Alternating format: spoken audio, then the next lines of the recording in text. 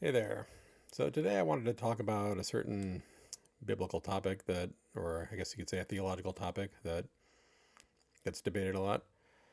And that's the concept of eternal security, which says that once you get saved, you're always saved and you can't lose your salvation. Now, there's some people who agree with that, and there's some people who don't. And there's actually a very interesting YouTube channel I like where the guy talks about the Bible and different things, and he has a very interesting, good video on this that I think I that it made me think about this, and I just wanted to add my own thoughts on it. So many people hear that once you get saved, you're saved for life, and that there's nothing you can do to lose that. And what they think that means is that you can just go and say, okay, I accept Jesus as my savior, and then that means I can go out and commit whatever sin I want, and it doesn't matter. I'm going to go to heaven no matter what.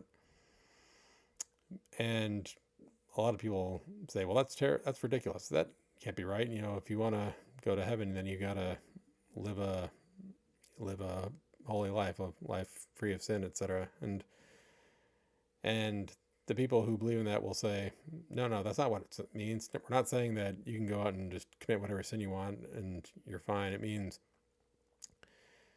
if you accept Jesus and then later fall away from the faith, what it proves is that you were never saved in the first place. So your salvation was never real, and therefore, uh, once saved, always saved. So if you're not saved now, then that means you weren't saved before. So, I when I first heard that explanation, I'm like, okay, I get that. That makes sense. I understand the logic they're using, but it has a certain no true Scotsman vibe to it that I didn't like. It like because people talk about, oh, we had this big revival meeting, this big whatever it is, and 100 people got saved. It's like, well, did they really? Did they just get caught up in the emotions and said, okay, yeah, I want Jesus, or did they actually turn their lives around? Did they actually change things about themselves and how they lived? I mean, that's the real mark of salvation, I would say. But people like to believe that being saved is like a momentary thing, and it can be you know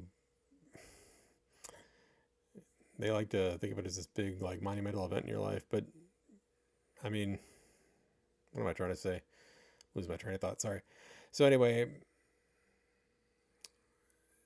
I guess just like I said, I didn't like that explanation because it felt like they were saying, well, you were never saved in the first place. So it's like, you thought you were saved, but you weren't. And, if you don't understand what no true Scotsman is, it's basically a fallacy where they change the definition of a word or a concept just to fit a certain criteria they want it to fit. So it's like, I got saved when I was, 10 years old, but then later when I grew up, I decided to abandon Christianity, and they can say, well, no truly saved person would do that. It has that sort of ring to it. But as I got older and the more I thought about it, the more I realized I think that's actually true. I think that explanation of what salvation is and what it actually entails might actually be true. Because let's face it, if you truly do accept Jesus, if you truly do love Jesus and feel him and believe him in your heart, and then you just fall away, then how true was that salvation? How true was that faith if you can just lose it like that? And I mean, is that faith at all even, or is it just sort of a faith in an experience or something? You know, I don't want to have a faith like that. I don't want to just trust in personal experiences or what I feel are personal revelations. I want to actually have a deep faith that can't be shaken. And sometimes I ask myself, do I really have faith like that? Because it's a sobering thought. What if I'm not saved? I do my best to read the Bible and stay in touch and stay in prayer regularly and live by faith. But I have struggles. I have doubts sometimes. I struggle with the rational, logical part of my brain struggles to simply say, yes, this is what I believe in. Sometimes I I ask myself sometimes, am I truly saved? Or if my faith were put to the test, would I stand up for it? Would I die for it? I like to hope I would, but sometimes even I wonder if my faith is that strong. And, does that mean if I died, I wonder, am I truly saved? I want to be. I hope I am. But, and, I'm also acutely aware of how I fall short. But, well, this the same video I was talking about earlier, he said, do you put your faith in Jesus Christ? Because he paid the price. And, if you think that it comes down to your behavior and how well you live and whatnot, and you can earn salvation through your actions, I mean, he's saying no. Like, you're actually making a mockery of Jesus' sacrifice by saying that, because at the end of the day, the only one who can save you is him. You can't save yourself by your own works.